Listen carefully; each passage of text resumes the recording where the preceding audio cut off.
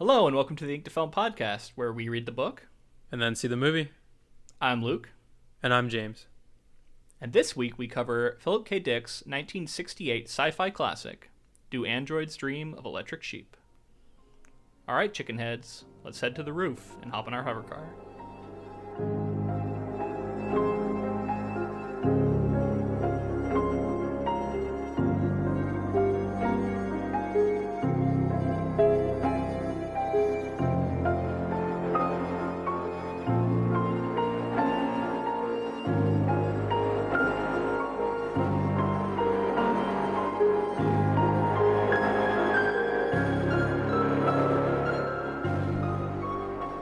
And we're moving on to a new project. This is going to be the Blade Runner episodes, and we're going to begin with the novel that inspired the movies. Yeah, we're jumping into like a completely different genre here. Went from horror straight to sci-fi. Our last project was It by Stephen King. Yeah, hopefully people who have been waiting to do something not horror will find something here to enjoy. So this novel we're going to break into two parts. We're going to do chapters 1 through 10 in this episode. That's all we've read. And then we'll finish the book out with the second half, which is 11 through 22. So if you wanted to follow along, you can do that. Also, if you're just curious about the novel that inspired Blade Runner, this is a good way to kind of get your toes wet and see if it's a book that you're interested in reading. You can kind of get a little sneak peek of it here. So I guess the reason that we chose this project was Blade Runner 2049 is coming out, and the original Blade Runner 1982 is one of my favorite films, and I didn't even realize that it was based off a book until Luke told me. Yeah, and what's funny is, well, I guess we should talk about our history with the project. I have seen the 1982 version of Blade Runner, but it was so long ago I don't remember it, other than it looking kind of dark and Harrison Ford being in it. I really don't remember it. I was a kid when I saw it. So I knew that it was based off a book. I've never read this book. So this has been like a very different experience for me because it's all new and I don't know what's going to happen. Because honestly, I don't even remember, like that's something we can talk about. Like as we were reading this book, I didn't even know, like I couldn't recognize what was in the movie even. I was like, this seemed like all new to me. Yeah, I was actually going to ask you this, and this is a perfect time to ask. Do you know anything about the like even hearing things on the internet or anything about the Blade Runner 1982 film? So all I know is that Harrison Ford is in it, that he hunts androids, and that there may or may not be some debate about who is an android. I guess I don't want to get into spoilers, but like I know a little bit about how like that's kind of the big question is like who's android and who's not. Right. Cool. Well, yeah, I'm excited for you to jump into that and for us to figure it out along the way. I don't remember like hardly any of the specifics, and I've seen the trailers for the new movie, but that's it. I'm also really surprised because I know going into this we were saying that the novel was going to be so much different than the film, but like right off the bat, there's just like it's unrecognizable. It's crazy. Oh, really? Okay. I didn't know. There's definitely the themes are still going on. Kind of the overall story is similar, but there's so many different like things that you get from the novel that I was like, holy crap, this is insane. All right, so before we get into the novel, I wanted to talk a little bit about Philip K. Dick. Now, I just did some light research, so this is all easily found online. But I wanted to ask you, do you know anything about the author? I know the name, and I know that if somebody told me the titles of his novels, I would recognize them, but I honestly don't even know that I've read one of his books before. All right, well, prepare to hear some, because some of these have been made into movies. So I think it is reasonable to think we might revisit him in the future. He wrote The Man in the High Castle, which is a TV show. He wrote Total Recall, Arnold Schwarzenegger. I've seen a good version and a bad version of that film. Yeah. He wrote Minority Report. Nice. Solid. I like that film. He wrote A Scanner Darkly. I haven't seen that. Is that a film? Yeah. It has been made into a movie. I don't remember it. I feel like I saw it in the 90s. And then a recent one that was just recently adapted, I should say, The Adjustment Bureau. Okay, yeah, I saw that. I actually You like did see that? Yeah, it was.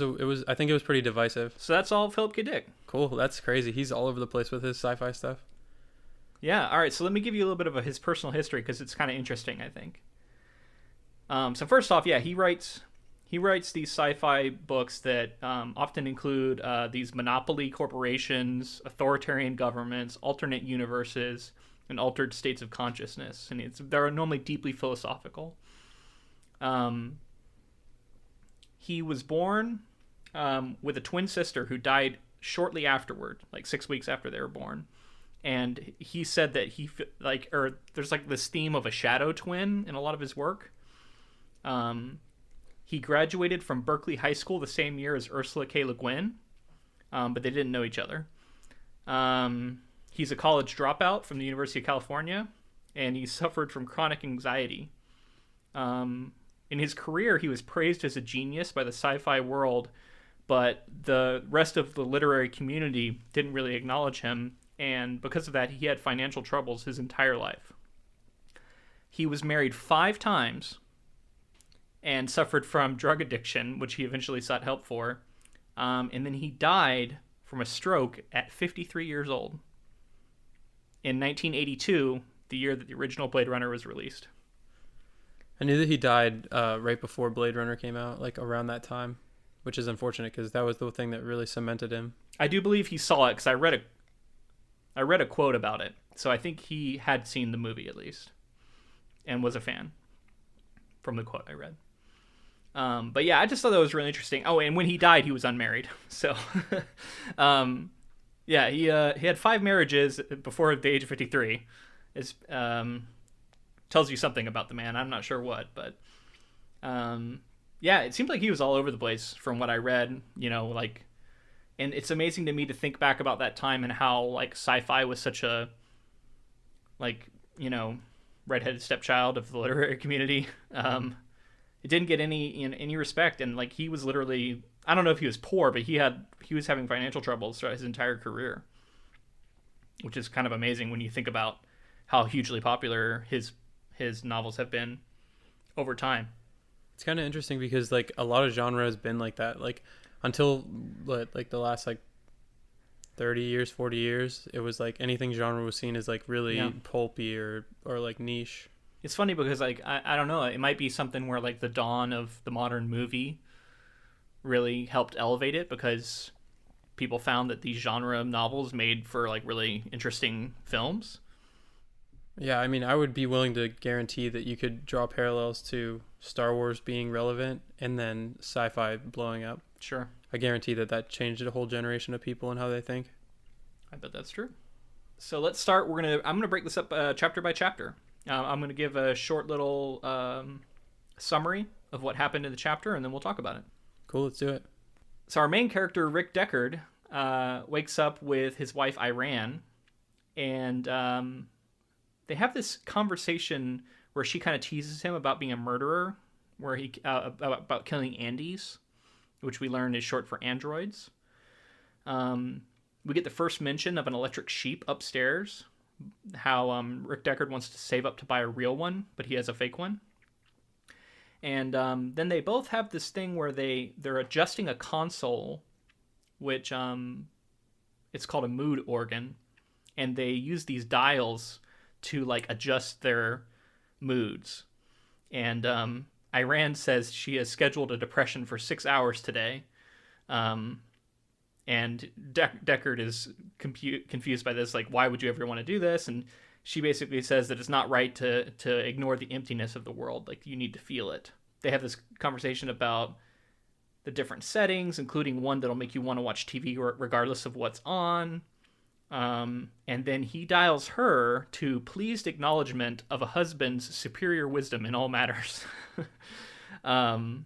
So this is also kind of my first like jump into how this book is a bit dated. It's a 1960s book, and there is a bit of that 1960s patriarchal overtones throughout the novel, I would say. I definitely thought. I mean, as soon as I saw that, I was like, all right, so we're definitely in 1968 when Philip K. Dick was writing this. Yeah. Okay, so yeah, I'll finish up the summary here. He leaves wearing a lead codpiece. And we hear that there's nuclear fallout, flaking down, dust. This is the after effects of something called World War Terminus. And I think the implication is that the lead codpiece is supposed to help with radiation, like protect your seed. Um, and then he gets up on his rooftop and he has a conversation with his neighbor, a man named Bill Barber. And Bill Barber has a pregnant horse. And the whole time, like, Deckard is feeling kind of self-conscious about his, like, electric sheep he has. So I should say, in this world, a sign of status is, like, what kind of animal you own. And maybe even more than one. And it's, like, this thing where, like, everybody owns an animal. It's, like, kind of like a preservation effort, it seems like. But if you can't afford a real animal, people get these, like, imitation electric ones. And that's what Deckard's done with this sheep. I don't think I'm going to do this very much. Like, I don't think I'm going to, because I've seen the film and I know what's coming up and I don't want you to know anything other than the fact that, like, this whole animal thing doesn't really play a part. So you can see how much of this story is about the animals, and the animals keep coming up. That's a big change. So that's something that, like, right off the bat, I was like, wow, the novel is named after an electric sheep, and it's kind of not necessarily about the one that's on his roof. It's kind of like, it's a metaphor, right? It's a metaphor, but it's still, it pops up all over the place, and it's interesting how much different the film is. And I don't think, just to not spoil it for anybody who hasn't seen the 1982 film, I'm not going to say any much more about the film being compared to the book. Okay. Yeah, I mean, I think here and there. I mean, the 1982 movie has been out for a while, so I feel like people are probably be okay with spoilers for that a little more than they would be, say, the new one. I'll leave it up to you to decide. So Deckard is a bounty hunter, and he collects bounties by killing Andys. And we've learned he gets like $1,000 per Andy he kills, which seems to be a good amount of money. And so the Andys are being created by this corporation and awarded to people who immigrate off planet. And when you go to a new colony off planet, you get a personal servant android. And then what happens is sometimes these androids kill their human masters and flee and, like, return back to Earth and then try and pose as humans, because that, obviously that's illegal. And so his job is to find these Andys and then retire them, quote unquote, but kill them basically. And so he's having this conversation with his neighbor, and he reveals that he has this electric sheep, and then his neighbor kind of makes a joke and he bristles at it, and then he gets into a hover car and flies off to go to work. For Deckard to show his neighbor the fact that he had an electric sheep is kind of a big deal, because, like you said, it's like a form of status. But he's also this guy who's kind of like, his marriage is obviously having issues, and, like, there's, like, he's not really that happy with all the things that are going on. So I almost feel like this is a way for us to see, as the audience, that, like, he's, like, kind of through caring. Like, he's kind of he's kind of just gotten to the point where he's just like, he'll show his neighbor that he has an electric sheep, because, like, what does it really matter at the end of the day? It's not illegal to not have a real pet, Yeah, it's a little bit of him kind of not giving a fuck, I guess. Which is a little bit like, that is kind of part of his character, it seems like, early on. What did you make of this whole, because there's, I guess it's an ongoing question, but there's definitely a theme about artificiality and reality, right? That's what this whole book's about. And so the idea that people have these real animals, but Deckard has an artificial one that is almost imperceptibly different, right? Like, you almost can't tell the difference. And I don't know, that's kind of what this whole book is about in like a microcosm, right? Yeah, it keeps making me think about, for some reason, the mood setting thing here. I almost feel like it's a way for, like, corporations, like you were saying before, this kind of, he has those overtones in his books. It's almost like these mood settings and things like that are ways to keep people distracted or keep people happy when they probably shouldn't be, and they should be pursuing something different. And, like, the whole status thing just feels like the status of having an animal seems like it was, like, originally it was in a good place, like it was, like, trying to conserve and stuff, and then the fact that it's become a status symbol kind of seems like it's just a way of, like, some sort of, like, entity keeping people down, or, like, keeping people worried about trivial things that shouldn't really matter. And I kind of feel like that, I keep comparing it back to, like, our lives. Like, I feel like there's something else that happens here soon that kind of, but with the mood setting thing and kind of, like, the escapism that comes with that, you can kind of draw parallels to, like, cell phones or, like, ways that think like Facebook keeps people like coming back with notifications all the time, and it's just like ways of keeping people sedated and kind of like not paying attention to what's actually going on in front of them. And I think that the wife is kind of picking up on that, and that's why she's kind of, you know, setting her moods, because like sadness and despair is like part of life, and she realizes that she needs to feel those things. Yeah, I mean, I completely agree, and that reminds me of another recurrent like thing that kept coming up to me was how Dick is like he's predicting some amazing things, I think, that all like have, even if they're not completely right, like they have these like modern like versions. And this is way back in 1968. And it's amazing to see like the things he's getting right, and then the things that are like seem so funny, that like the idea that they would still be doing this, you know, like the telephones we'll get to, like stuff like this where it's like very dated, and obviously he didn't foresee the updates in communication we're going to get. But yeah, exactly like you're saying, like there is a lot of modern, like you can still draw a lot of interesting comparisons to things that do exist today. So in chapter 2, we learn that the birds died first, when the dust started falling, and people started migrating off the planet, and these humanoid robots started getting developed, and over time they've gotten more and more realistic. And here we meet a man named John Isidore. Do you think that's how you would say it? Isidore? Yeah, I just said Isidore. And he's living in a nearly abandoned building in San Francisco, which is where Rick Deckard is as well. And he's basically squatting in this apartment. We hear about how there's an American colony on Mars. He's watching a TV program, and we learned that basically he is someone who's classified as a quote-unquote special. And his particular kind of special is that he is a chicken head, which it's a little bit unclear exactly what that means, other than he's got some sort of impairment in his like cognitive abilities and his ability to like think and maybe have like emotional maturity. He seems a little bit childlike to me. And we learned that he is a mechanical animal repairman who goes around repairing these mechanical animals, like the electric sheep we heard about in the previous chapter. And then this section ends with a pretty like weird bit that took me a little bit to kind of get a grasp on. But he basically grabs onto a black box and he enters some sort of virtual reality. Now, it's not called virtual reality, but that's the best way I could put it, where he is like joining his consciousness with other humans around the like globe and beyond. And it's something called having fusion with Mercer. And it's this whole thing with like Mercerism, and he basically embodies this guy who climbs a hill and keeps getting hit by rocks and like falling and then climbing again. And I don't know, like this whole section is very odd, but it's some sort of like virtual reality shared experience that is supposed to help boost your like empathy, which is something that is tied very directly to humanity.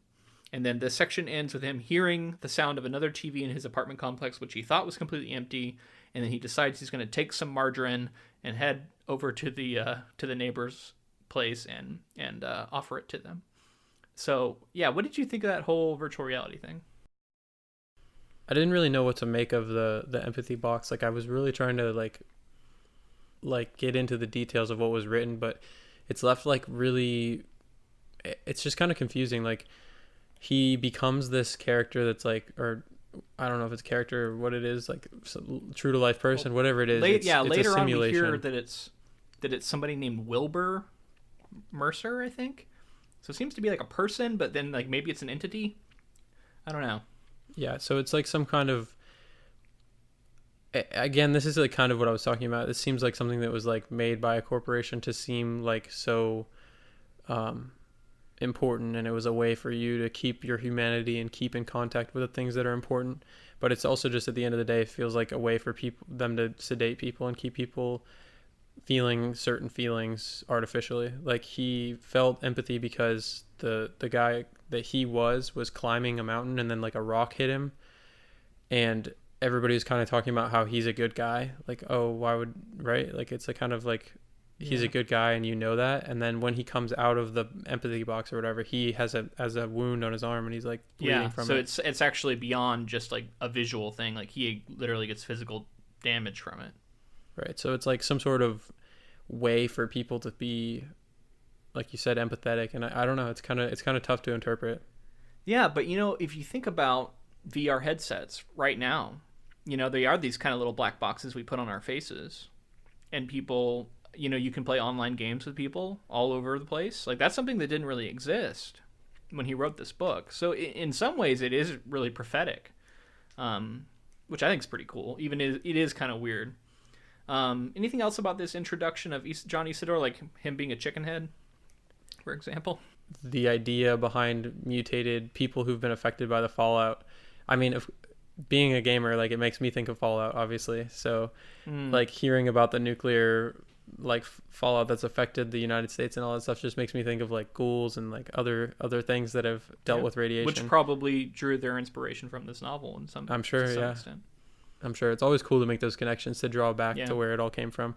But yeah, I keep thinking, although I know like what the setting is kind of more like sci-fi cyberpunk type thing, it's interesting to think of it also as like this wasteland that's just been decimated by a and it definitely is. I mean, with this like fallout raining from the skies and the dust and everything, it's described as being really kind of a desolate, dark place. This is Earth now. But yeah, I think you hinted on this. They essentially, these specials are not allowed to immigrate. Like they have to stay on Earth, and they're not, and they can't. I don't know if they can't reproduce or they're not allowed to reproduce or both. So basically, they're just condemned to like live out their lives on Earth and die. And John Isidore is kind of thinking about that. I definitely think that he's like in some ways with this also drawing like societal parallels. Like he's got people who are looked down on for being different, and it's not anything of their own choosing. It's just something that happened to them. And I mean, I just think that he's trying to. There's definitely something there with like society and how people are treated and that kind of thing. Yeah. And we kind of get a sense of this later, and now we haven't read the whole book, so I don't know how it comes full circle, but one of the methods they use for like finding these androids, a lot of it seems like there's like a normalization of like, this is how a normal person responds to something. And if you're outside the norm, then you must be an Andy. But this is already kind of introducing the idea that there are people who have these mental faculty problems. And like, I think it starts to become an open question. Like, are they going to register quote unquote as normal if they were given these tests? And it starts to introduce the idea that maybe these tests are fallible, which we can touch on more as we keep going. All right, let's get to chapter 3 now. Deckard stops by a quote unquote pet shop, and he starts eyeing this expensive ostrich that he wants to buy. And he's on his way to work, and so he basically thinks like, oh, I want this thing, but I can't afford it. Then he heads to his job, and he meets with his the police inspector Harry Bryant, who is his superior. Harry Bryant tells him that Dave Holden, who is like the lead bounty hunter, has essentially been shot or lasered, as he puts it, and is like out of commission now, not dead, but like in the hospital. And he got shot when he was like trying to hunt down these 8 new Andys that are like in the area. And they, I guess they all have this Nexus 6 android brain, which is supposed to be smarter than any other android brain up until this point. And he got shot by the like 3rd one. He had like retired 2 of them, and he got shot by the 3rd one. Yeah, so Harry Bryant basically gives him like an assignment to go to the Rosen Corporation, which is up in Seattle. And when he's there, he's going to try these empathy tests out and see if they actually work on these new androids.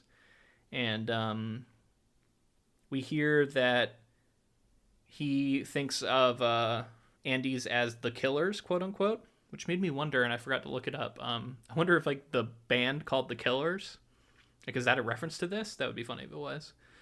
And he says like they're kind of their like main operating thing is that you shall only kill the killers. So they're not supposed to kill humans under any circumstances.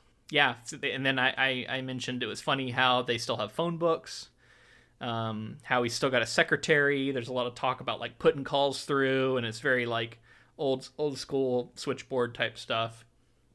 And then Deckard calls the pet shop to haggle the price of the ostrich. We hear about this like magazine that has the list of all these animals listed, and he's trying to haggle with it, but they basically decide they're not going to go. They're not going to go any lower, and he kind of hangs up, kind of upset about it.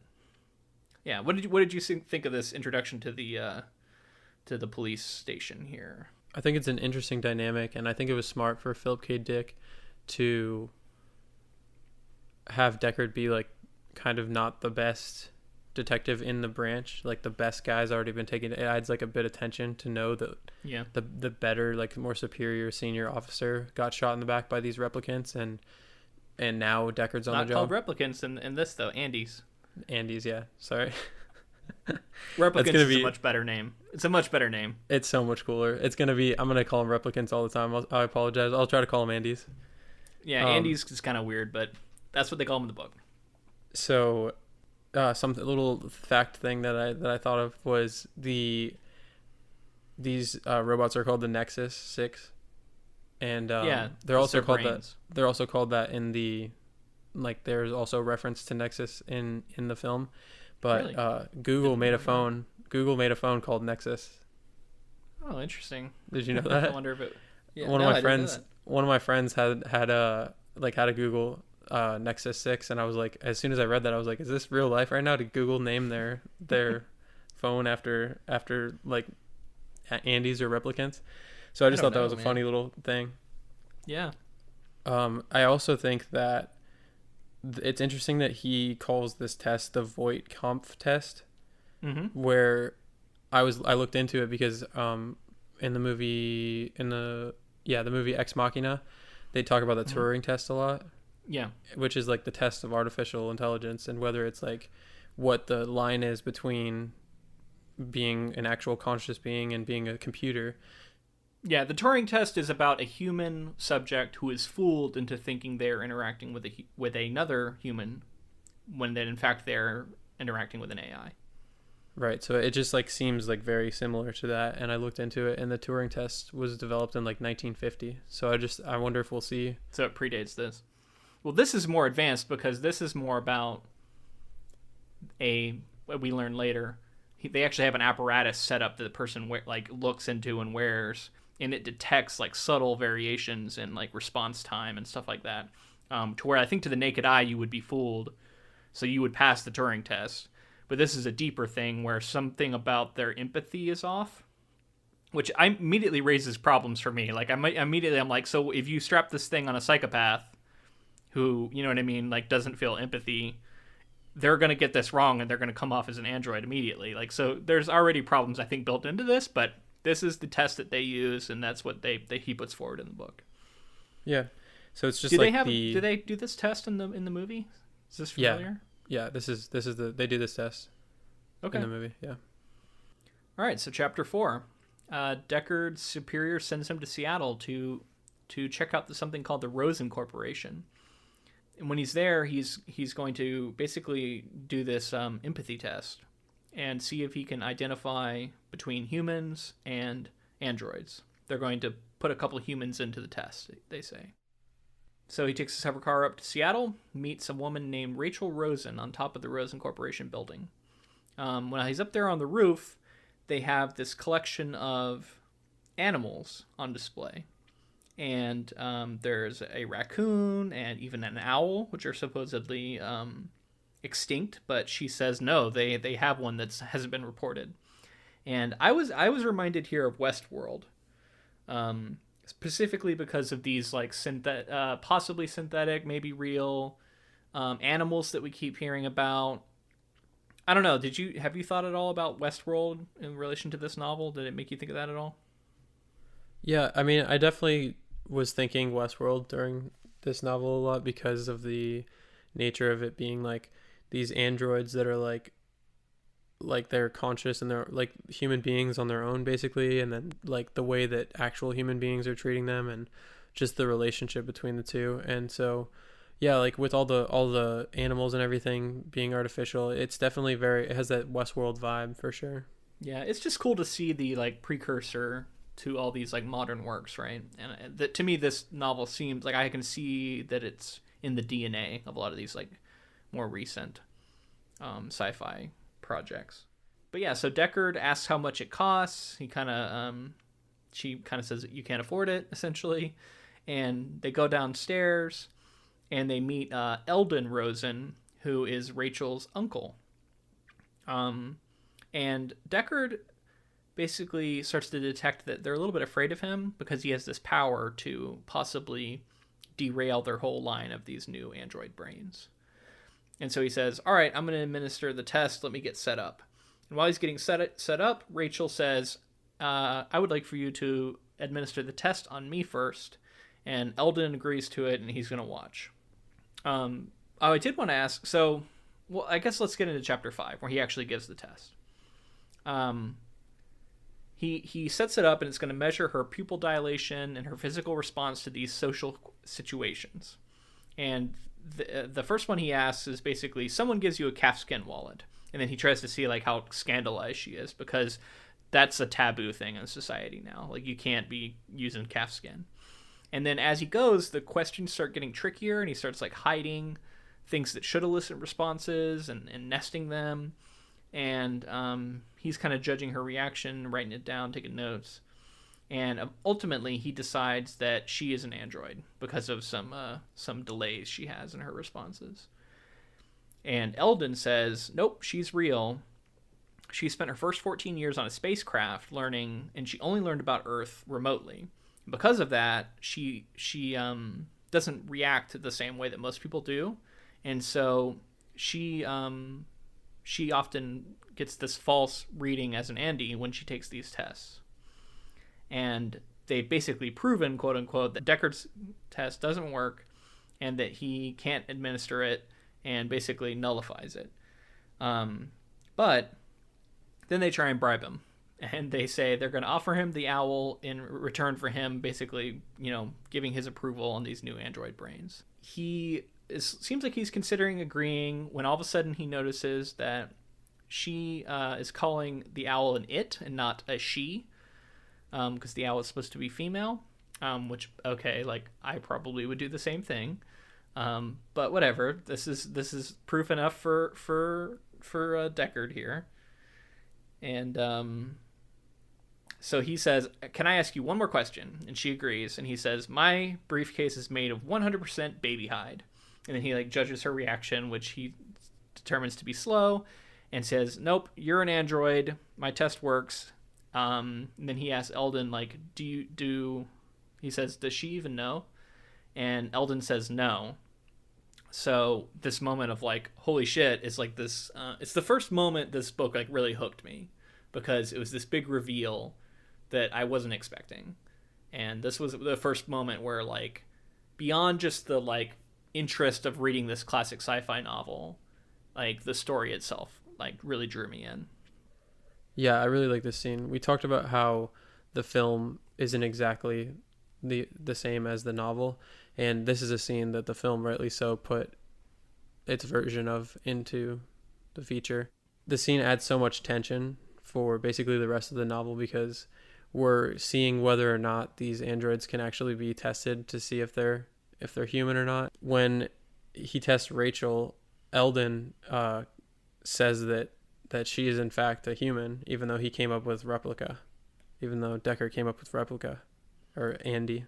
Yeah, so this was a moment for me where it was my first like, where I was really impressed with the kind of the misdirection that Philip K. Dick is doing here, where he's making us think like she's a human who's trying to throw off the test. The test isn't accurate, but maybe it is, and actually she's an Andy, and she has this moment where she didn't even know, which that's a whole new bit of information we didn't realize, right? We didn't realize that these Andys could think that they're real humans and have these implanted memories. And that opens up a whole new can of worms, right? Like that's very Westworld as well. Right. That's the tension that I was talking about. It's just, it becomes rather than you're trying to hunt down these people who are hiding from you, it's people who aren't even hiding from you because they don't think that they're androids. So it's going to get a lot tougher for Yeah, Deckard. and like if an android doesn't know that it's an android and just thinks it's a normal person, like you start to get into these philosophical questions of like, well, what is it then really? Like, what does that mean to, to not be real if you're not even aware of it? Definitely. And I think something that I really like about this novel, in this story in general, is that it's taking the idea of something so simple like Deckard needs to track down these Andes in order to fulfill his bounty hunting job, but at the same time there's all these philosophical ideas at play, like what is consciousness, what is life, what is imitation, that all of these things are at play.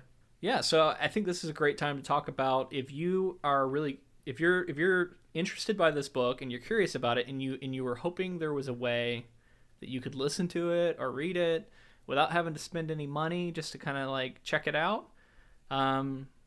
We've got great news. Yeah, we actually got a sponsor. Audible is the sponsor of this podcast. Yeah, it's a match made in heaven, I think. I mean, if you already like listening to things, you're listening to a podcast and you say, "Oh, I want to check out this book that they're talking about, maybe see what it's like, but I don't want to spend any money." Go to audibletrial.com/ink to film, and you're going to get 30 free days, and you're going to get a free credit, which you can use on this book, and if you wanted to, and you can check it out. All you have to do is sign up for the trial with our code there, audibletrial.com/ink to film, and it allows you to get 30 free days. But in addition to that free credit, any book that you want to read, whether it's Blade Runner or Do Android's Dream of Electric Sheep, or if it's anything else that you've been interested in. I know they have Game of Thrones, they have The Hobbit, they have tons of books on there for you to read. Yeah, 180,000 titles. Yeah, it's so convenient. You're able to listen to it just like a podcast. You can listen to it on your commute to work. You listen to it while you're doing chores. You can listen to it at any time. And I've used the service myself. I used it a little bit for Stephen King's It when we were going over that, which was our previous project. And I mean, it makes it so that you can hear the story, and it adds that extra layer to it. I know you said that you sometimes will buy it. You'll get the Audible in addition to the physical copy of the novel. Yeah, I've been using their service for years. I'm actually not sure exactly how many. I'd like to go back and look. So I've listened to dozens of books on there. It's great. And I sometimes will get the audio version of a book that I have a print copy of, just because sometimes it can be such a different experience having someone read it to you, and it gives you the ability to multitask and all that fun stuff. But yeah, if you're going to do this and you're going to check out Audible, make sure you go to audibletrial.com/ink to film. That way you can get the 30 free days, you can get that free title, and you can support our podcast, which every time someone does that is going to help us a lot. So yeah, just check out Audible. All right, let's get back into chapter 6. We got John Isidore standing outside the doorway that he had heard a TV from in his apartment building. And he can hear Buster Friendly on TV inside, which that name just struck me as being really familiar, and I wasn't sure, like, is that in the movie? It's been a little while since I last watched the film, so I'm looking forward to jumping back into it, but I don't think so. I don't remember Buster Friendly being in the film, but it does sound super familiar to me as well. I agree. Yeah, I wonder if like that's been referenced elsewhere and I've just heard it, or if like Fallout made it a character in their video game or something. Like it sounds so familiar. Anyway, so he knocks on the door and a girl opens up the door, and there was a description of her that I thought was particularly good, that I wanted to read verbatim here. In general, I found that the prose is a little bit dated, and sometimes a little bit awkward. Not bad, but just a little off to a modern ear, at least to my modern ear.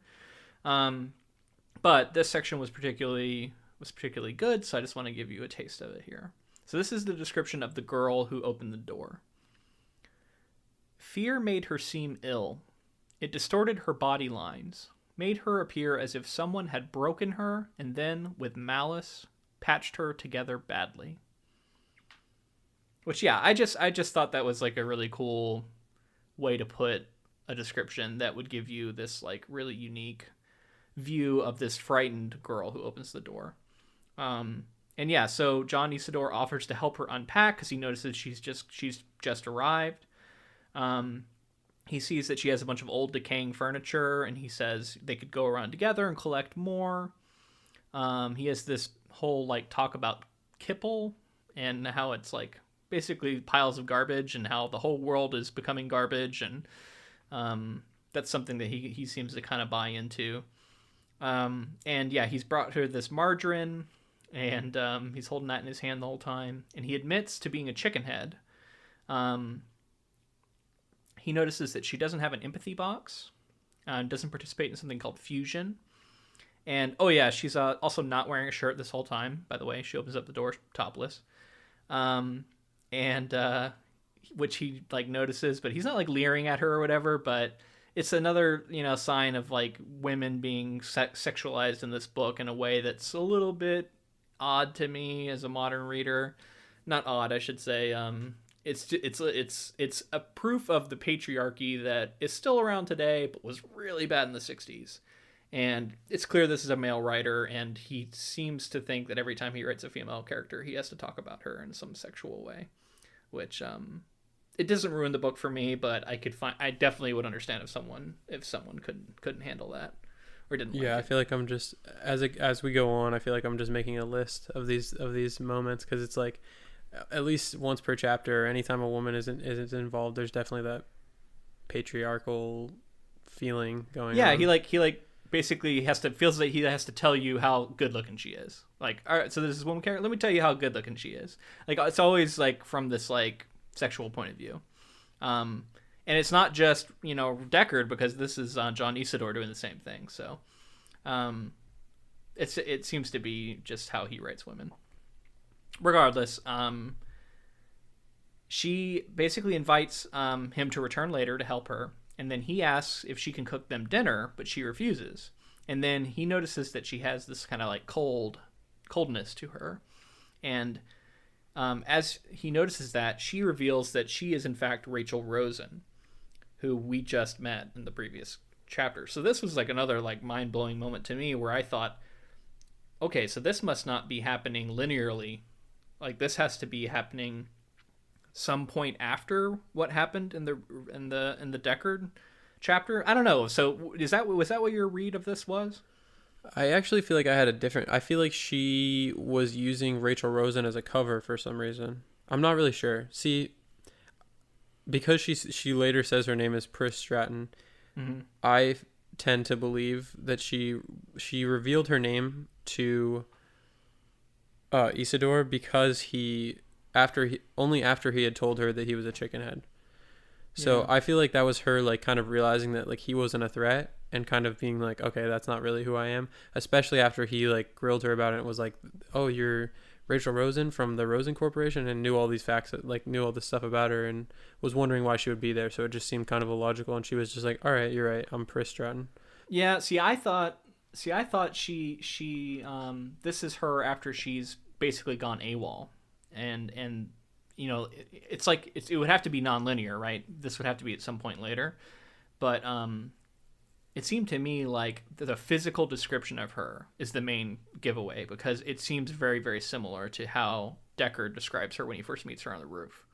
So to me, it seems like she is the same person, but I don't know. I'll be interested to see where it goes, because it is unclear. Right. I didn't see it that way, but now that you say it, I can totally see it being like some sort of non-linear, broken up story where this is like her post some sort of thing that happens with Deckard at the end. Yeah, and it also makes me think about Isidore, and is he really who he says he is, or is he somebody else? I don't know. Because we got androids with false memories in all this. Like, is he an android? Is he actually Deckard? Like, what is he? Chicken head android? Yeah, who knows? Like, there's so much uncertainty in people's identities that I'm kind of falling down the rabbit hole a little bit there. All right, let's jump into chapter 7. Isidore is standing there, like, in front of the closed door, clutching a soft cube of margarine, which I just think is a really funny line, because he thinks that, like, this is something that you bring your neighbor, right? Like he oh, we also get this thought of most women like to cook. It's an instinct, which is another very dated point of view. Yeah, he's like thinking about how Prim will later want to cook for them together, because it's like once she does it once, she'll realize that she loves to do it. And yeah, again, it's just like you could definitely see what time period this was written in. So then Isidore heads out to go to work, and his job is he picks up these dysfunctional electric animals, and he begins with this sick cat that he gets from this guy, and he puts in the back of his truck, and he's going to take it in, and while he's driving, it starts mewling and making all these noises in this like plastic bag, and he thinks like, oh, it's amazing how realistic it sounds, but I got to go like check on it. So he goes back there, and then he's like trying to find like an like access hatch or something, and he can't. And I don't know about you, but like I immediately started to think, well, so how soon did you know that this cat was a real cat? I didn't even pick up on the fact that it wasn't until later on, until they talked about it later on. Yeah, I feel like I was kind of onto it pretty quick. It just seemed like there was this dramatic irony being built of like him being like, oh, making all these assumptions about it being fake, and then like everything it was doing was something a real cat would be doing in its death throes. So I was like, oh boy, this is a real thing. And sure enough, I mean, like I was right this time. Often wrong about these things, but it ends up being right on. So, oh yeah, on the way to the repair shop though, he's listening to a radio show, which is being put on by Buster Friendly, and he thinks about how he always has these like guests on over and over again, the same ones, and he thinks about how they never get tired and they never get bored, and this is the show that's broadcast 24 hours a day on every channel, or I think there is only one channel, and he also does radio shows somehow, and he thinks like, how is that even possible? And he begins to think that Wilbur Mercer and Buster Friendly are fighting for people's psychic selves, quote unquote, and he wants to tell his boss about that when he gets there. So what do you think of Buster Friendly being, and Wilbur Mercer at this point being like these like entities rather than being like actual people? Like, do you think that's some sort of manipulation that's going on? I really don't know what to make of the Mercer stuff. I mean, we've talked about it as like the virtual reality thing is very odd to me. But with Buster Friendly, I just keep thinking he is a android, and not only, one, like probably multiple androids, versions, copies. And like one records the radio show and one does this. And it's just like programmed. Like I keep thinking of like a Jimmy Fallon type. And it's just someone who does this like perpetual talk show, and he has these guests on, but it's funny because like the guests are said to like not have actually achieved anything. Like they're not actors or anything. Like they're just like Kardashians essentially. They're just perpetual celebrities. Yeah. And I thought it was actually a really like kind of a commentary on like pop culture loaded in there too.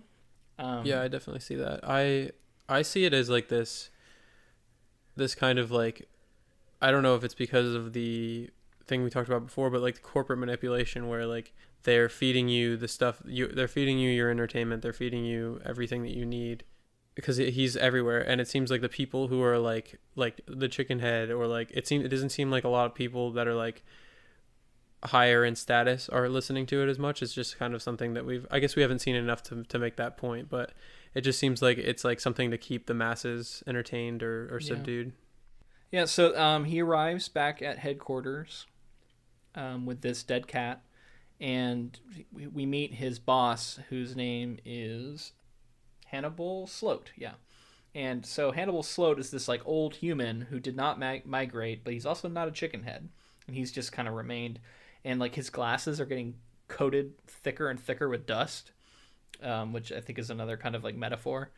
And just like the world is getting coated with dust, and also, yeah, you can't see. So I don't know. There's a lot of that's an interesting metaphor, right? Like if your vision is being occluded and you're becoming less perceptive of the world. He has this conversation.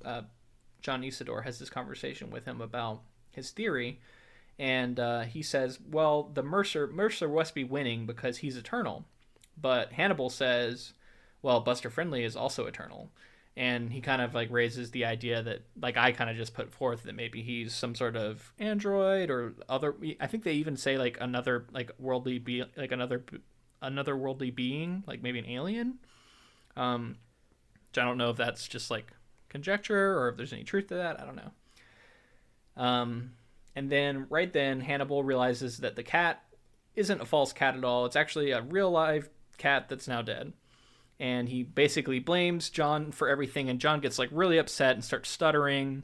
And a repairman named Milt Borgrove arrives, and they are both mad at John. And Hannibal demands that John makes a call to the cat's owner to give him the bad news. John agrees to do it, thinking that the man won't be home, but instead he gets the man's wife. And on the moment, he says, like, we can replace your cat. We'll get you an electric version. And at first she's like, no, I couldn't possibly do that. And then she thinks, like, actually, I don't know if my husband can handle having his cat die. So yeah, let's make a replica, and we'll make the swap, and he'll never have to go through the trauma of learning that his cat died. So how did you feel about the phone call that they forced Isidore to make? Like, it was kind of like this like punishment, also just like trial to see if he could do it, even though they knew that he couldn't / wouldn't. Yeah, I mean, it seems kind of cruel in the moment, right? Because it's clear that he's not comfortable doing this sort of thing, and he feels really bad about what happened. And even like Milt is trying to like talk Hannibal out of it, but Hannibal like it's like, no, he has to make it. And then he does okay, actually. He does an okay job. And I thought it was really interesting that the wife seems to be on a different wavelength than the husband, right? Like she thinks that the husband's going to be broken up about his cat dying. But it seemed to me that when the husband gave the cat to Isidore, he thought it was an electric cat already. So what did you make of that disconnect? It's almost like the husband is so jaded and surrounded by all of these machines and fake beings that he just even though the cat was real, just assumed that it was fake and wasn't close enough to it to realize that it was. Even though the wife said that he loved it, it just seemed like he was so disconnected that he was like, yeah, we need this fixed, and it was a real cat all along. He's gotten to the point where just everything seems artificial to him, maybe. Yeah, that's really interesting. Yeah, I don't know, and I don't know that we'll ever get an answer to it, but it does seem like her perception of his relationship to the cat and how he actually feels about it are two very different things. All right, so Chapter 8, Deckard is back in back in San Francisco, and told to pursue Polikov, which is the Andy who lasered his Dave, the other bounty hunter. And it said that Polikov is mimicking a quote-unquote ant head, and which I don't know what that is, but it's really interesting sounding. Deckard agrees he's going to do it. His superior tells him that Sander Kadali, a Soviet cop from the WPO, is going to come by and join him and going to help him on his investigation. And Deckard says he wants to go hunt this Polikov first. So he goes to where Polikov worked, which was a trash collecting service, which we find out is like big business now, because there's so much garbage everywhere. But he finds out that Polikov didn't show for work, so he goes to the Andy's apartment. And when he's getting there, he turns on this wave emitting device that's supposedly going to like paralyze people in the vicinity. But then he doesn't find Polikov in the apartment. He returns to the rooftop and calls in. And he finds out that Mr. K, which I'll call him now, is going to come to where he is and basically to stay put. And so he's reading up on the next Andy on the list, which is a Miss Luba Luft. And while he's reading about her, he gets a call from Rachel Rosen. And Rachel Rosen says she wants to come along and help him hunt these Andys. And he refuses, basically, and she says, you're going to need my help because I understand how they think. But he turns her down. And then right then, Mr. K arrives in a taxi, and he's this like big Russian-looking guy who's wearing like an old coat or something. And he joins him in his car, and he says, "Hey," sorry, Deckard sees that he has this new weapon, like a new laser, and Mr. K offers it to him. And while he's holding it, Mr. K tries to make it like remote fire, which we assume would have killed Deckard, but the wave emitter seems to be preventing it from happening. And so Mr. K tries to strangle Deckard, and then as they're like wrestling, Deckard gets a hold of his magnum and gets a shot off, which blows a hole in Mr. K's head. What did you think of this confrontation here?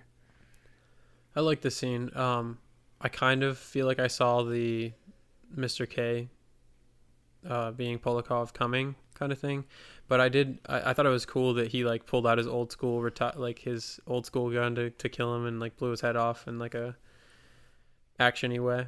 This one got me. I was totally surprised. I did not. I was like, oh, wait, this is him. Like, I should have seen it coming because it's like, I don't know, it seems like obvious in retrospect, but man, it got me. I was totally surprised when he ended up being an Andy. Fun scene too. I really enjoyed it. And then, what do you make of the whole Rachel trying to be his sidekick? Yeah, I don't know. I mean, so it also made me wonder. And I guess I should save this a little bit for the next section, but it's about to get really weird. And I was like, so was Mr. K always Polakov? You think? I don't think so. So there is there actually a real Mr. K? I think so, yeah. Who isn't? That's what I interpreted, but yeah, maybe I'm wrong. It's about to get real weird. Yeah. If it hasn't been weird already, it's going to get even weirder. So anyway, let me finish out this scene. Deckard calls his wife Iran, who has dialed to her depression, and in the mood thing. So. Yeah, her mood organ, Exactly. organ. He wants to tell her about all this money he's going to earn from killing, because he's kind of excited because he got the best of one of them. He retired one of the Andes, and he's like, I'm going to go try Lubeluft on my own. And because he knows that she is an opera singer, and he thinks about how he likes the opera. And he has some thoughts about how he's always attracted to female Andes, which kind of makes Deckard seem kind of creepy to me, but regardless. I think he also addresses how it's like he knows that it's not like he knows like in his mind that it's like weird and he shouldn't be attracted to them, but it's just like a physical response kind of. Yeah. Which, I mean, like, look at all the sex dolls that are out there today already being developed. So that definitely would be a thing. I have no doubt. Or will be a thing, should I say, in the very near future. All right, so Chapter 9. Deckard goes to... This is where things start getting pretty weird. So Deckard goes to this old opera house, and a rehearsal's underway, and... he starts thinking about like universal entropy and how everything is becoming dust. And as he's having these thoughts, she finishes up their performance, and he makes his way backstage, and he finds Lubeluft's dressing room and surprises her in there, kind of knocks on the door, and she's like, who are you? And he says he's a cop, and he says he needs to administer this test, and she starts to like realize that he's trying to see if she's an Andy. And she has this thing where like her vocabulary is off, so she doesn't quite understand the questions, and it seems to really mess with the test. So he's asking her a lot of the same questions that we heard earlier, but she notices that a lot of the questions have like sexual undertones, and while she's struggling to understand one of the questions, she I think the thing on her face falls to the ground, one of the test apparatus things, and he basically bends over to get it, and she gets his gun on him, and she pulls the laser on him and points it at him, and then so he thinks like, oh shit, she's an Andy and she's gonna kill me. And first off, is that what you thought was happened? Like, did you think she was one of the Andys and that she had just got the drop on him? Yeah, I did. I was like, oh man, she got him. Yeah. Well, misdirection. It doesn't seem like she actually is. I don't know. It gets very weird. So she calls this cop in, and this cop shows up who's supposed to be this like, he's called a harness bull, which I'm not sure what that means. I don't know if that's something that would have meant something to me if I had been around in the 60s, but it doesn't mean anything to me now. But I took it to mean like he's just like a beat cop, like a standard cop. And so this cop shows up and he says, who are you? And Deckard's like, oh, good, you're here. I'm a bounty hunter, with the official, Hall of Justice or whatever. And he says, well, I know all the bounty hunters in San Francisco, and I don't know you. And so all of a sudden it's this moment of like, wait a minute, what's happening? And so then Deckard thinks that the cop is also an Andy, and he's in on it now. And they're both of them are putting one over on him. But they have they could kill him, but they don't. And instead, he makes a vid call, and he calls his superior, gets through, talks to him, and he says, hey, I'm here with this cop, and he's not believing that I am who I say I am. And his superior, I think his name is Harry, says, put me on the line with him. So he hands him the phone, and the cop says, there's nobody on the other end of this. There's just nobody there. And he's like trying to say hello and getting no response, and then like shows it to Deckard, and sure enough, no one's on the other end of the line now. So this is a very like mind-blowing moment to me, because it's like, what is even happening here? Where were you at with this scene? I mean, this is starting to get into like that question that's kind of posed in the 1982 film that I was asking. So I don't want to say too much, but it's kind of just like, what is happening here? Like, has this all been like some sort of like elaborate setup for Deckard to be like some fall man, or like to doubt himself? Yeah, is there some sort, or is this like actually replicants that have like planned this other stuff out, and like are these really cops? Like, they can't be cops, right?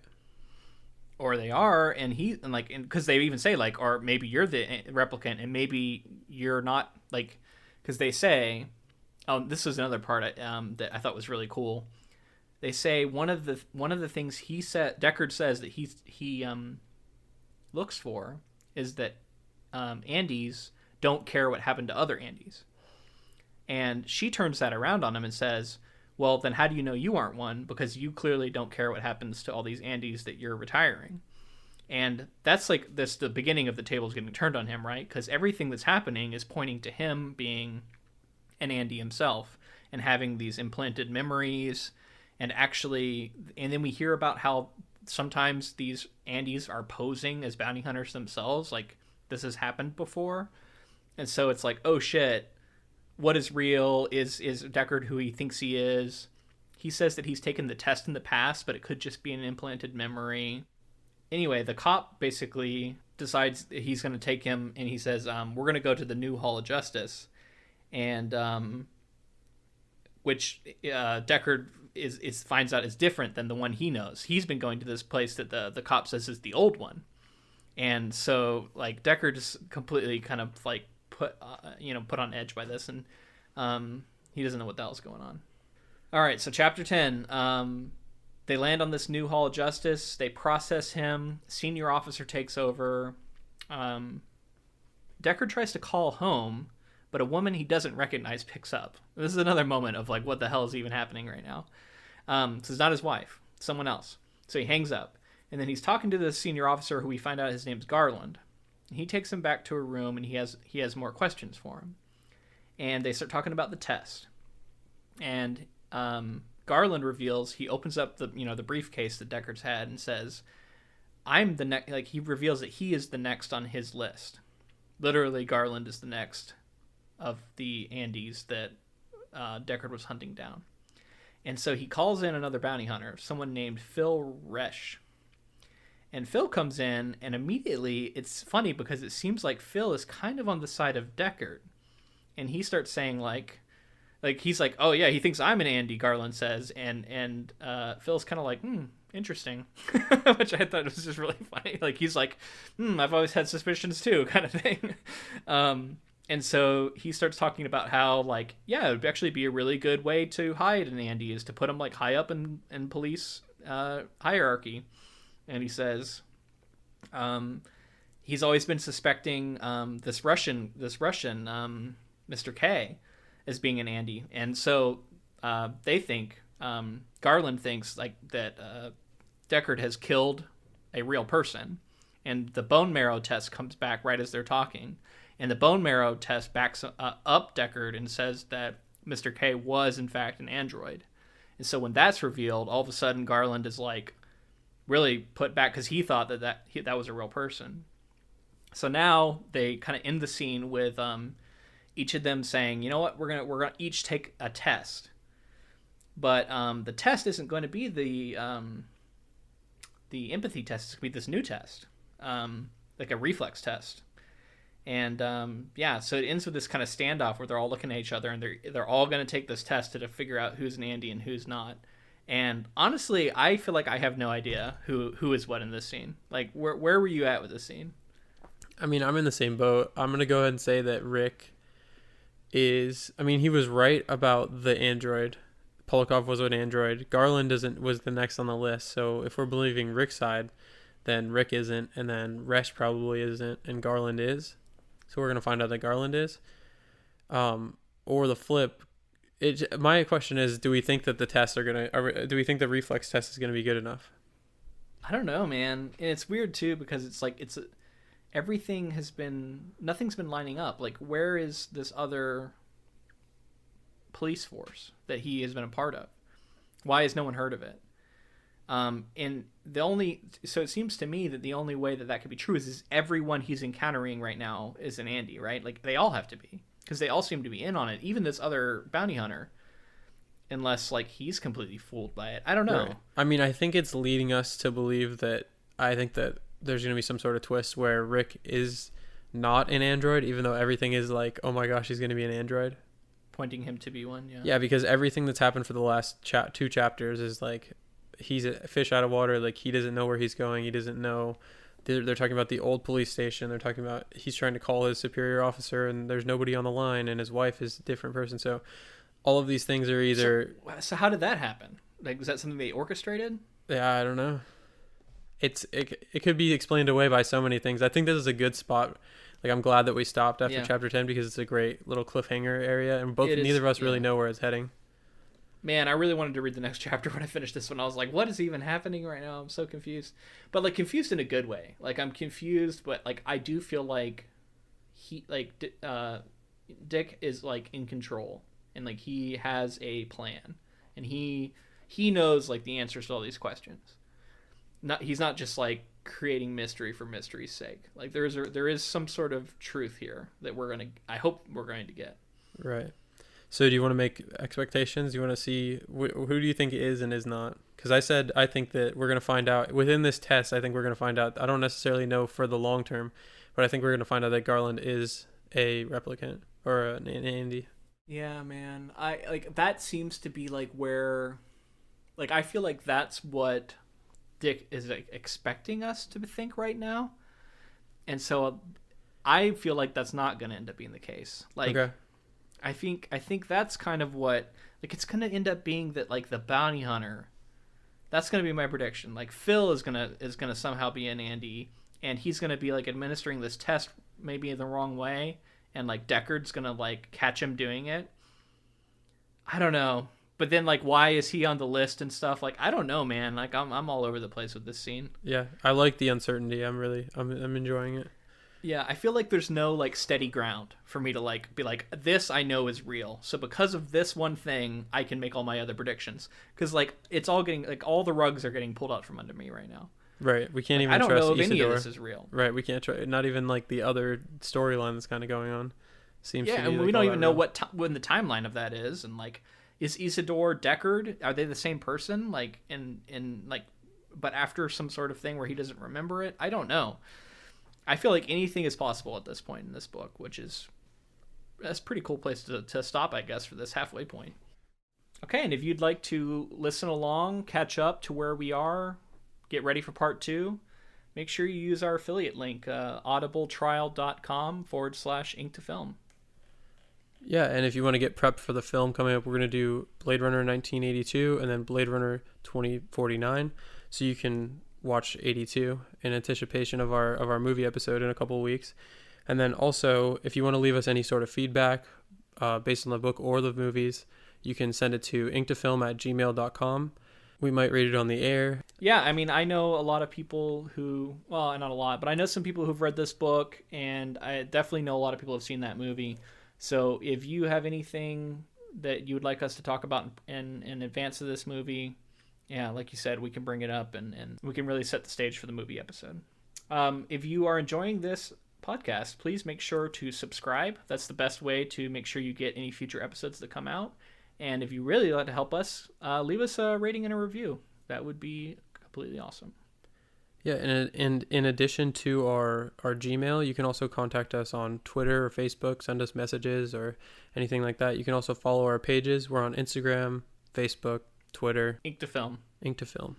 On all of them. Also, we just want to go ahead and say thank you to Ross Bugden for the use of our intro and outro music.